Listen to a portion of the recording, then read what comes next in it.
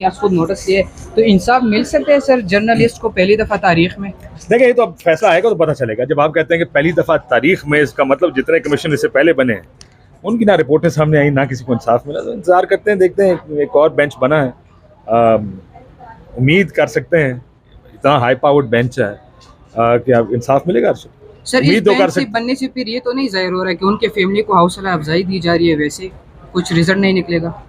देखिए, ये तो अब रिजल्ट निकलने के बाद ही हम फैसला कर सकते हैं। मैं जिस बेंच, आज पहला दिन था, उन्होंने एफआईआर की जो बात की, अब देखते हैं एफआईआर कौन किस तरह करती है, किसकी मुद्दत में करती है, उस एफआईआर में किसको नामजद किया जाएगा। दूसरा ये भी देखना है कि जो रिपोर्ट है वो पब्लिक की जाती है कि नहीं की जाती है, क्यों छुपा रहे हैं रिपोर्ट को। अभी तो शुरुआत हुई है, पहले दिन तो ना केस जीता जाता, ना हारा जाता, ना खत्म होता।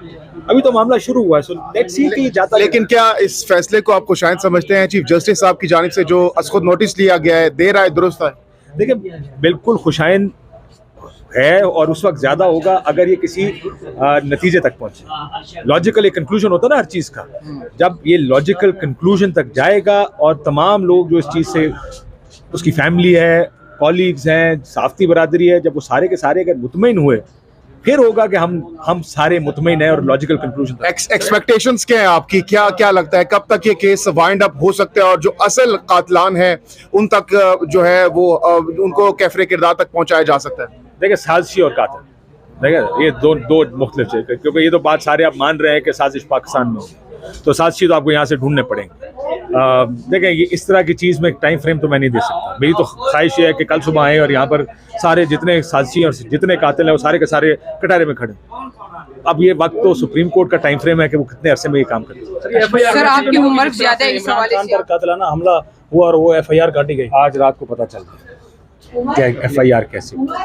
कश्मीर उनकी फैमिली की तरफ से जो रिपोर्ट थी हुकूमत की, उसके ऊपर अदम एतमाद का इजहार किया जा रहा था, तो अभी भी एफआईआर हुकूमत की मां पे होगी तो क्या उनकी फैमिली इस पे बिलीव करेगी? देखिए, ये फैमिली का प्रोगेटिव है, ये उसका उनका इस्तेकाक है, उन तक रहने दें। मैं तो उसके ऊपर कमेंट। सर आपकी उम्र ज्यादा है, इस हवाले से आप जर्नलिस्ट है, सीनियर, आपकी स्टडी भी ज्यादा है, तो आप क्या समझते हैं सर इस कत्ल में अरशद शरीफ भाई को जो शहीद किया गया, इसमें मुलविस कौन हो सकता है? इसीलिए तो एक मिशन सही है या ये बेंच माफी। अच्छा, जिस तरीके से काशिफ भाई साहब, लास्ट क्वेश्चन, जिस तरीके से अवाम की जानिब से खतूत लिखे गए चीफ जस्टिस साहब को, क्या ये अमल भी मजबूर किया गया है खुद नोटिस लेने पर, या फिर क्या वजह लगती है आपको? देखिए, ये इतना बड़ा वाकया था जिसने पूरे पाकिस्तान को, आप इसका जनाजा खाली देखें। मैं यकीन माने, हम कल भी ये बात कहते हैं, मैं अभी जिम गया सुबह, जब जाते हैं किसी जगह जाते हैं, लोग पहला अफसोस अरशद शरीफ का करते हैं, बाद में हमसे कोई बात। ये वाकया इसने वाकई लोगों को हिलाया है। तो अगर इससे ज़्यादा पब्लिक इंपॉर्टेंस नहीं होगी तो फिर किस वाकये की होगी। चलो, आप ले लिया है नोटिस, एक सो मोटो नोटिस ले लिया है। लेट्स होप एंड प्रे कि वो सही डायरेक्शन में जाए ये सारी चीज़। तो क्या आपको लगता है काशिफ भाई साहब कि अब जब अदालत में मामला आ चुका है, दूसरी तरफ जो इल्जामात लगाए जाते हैं बेबुनियाद, विदाउट एविडेंस, उसको भी अब खत्म करना चाहिए और अदालत की तरफ तमाम तर तवज्जो और तमाम तर नजरें मरकूज करनी चाहिए?